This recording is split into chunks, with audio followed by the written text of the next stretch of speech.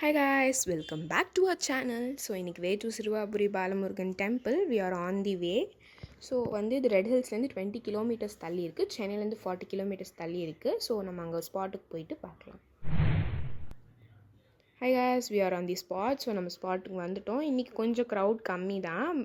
And Tuesday சண்டேஸில் தான் crowd இருக்கும், மற்ற நாளாக க்ரௌட் ரொம்ப நார்மலாக தான் இருக்கும். ஸோ நாங்கள் ஃப்ரீ டிக்கெட்லேயே தான் போகணும். இன்றைக்கி க்ரௌட் நார்மலாக இருக்கிறதுனால. இந்த முருகர் வீடு கட்டுறதுக்கு ஹெல்ப் பண்ணுவாராம். அதுக்கப்புறம் மேரேஜ் ஆகாதவங்க இங்கே வேண்டிப்பாங்க. அண்ட் ஆல்சோ இவர் படிப்பும் கொடுப்பாரு. இங்கே முருகர் வள்ளியோடு இருக்கிறதுனால இங்கே பார்த்தா மேரேஜ் சீக்கிரம் நடக்கும் அப்படின்னு சொல்கிறாங்க. ஸோ நாங்கள் கொஞ்ச நேரம் க்யூவில் வெயிட் பண்ணிவிட்டு நாங்கள் உள்ளே வந்துட்டோம். இங்கே மூலவர் உற்சவர் அப்படின்னு 2 பேர் இருக்காங்க.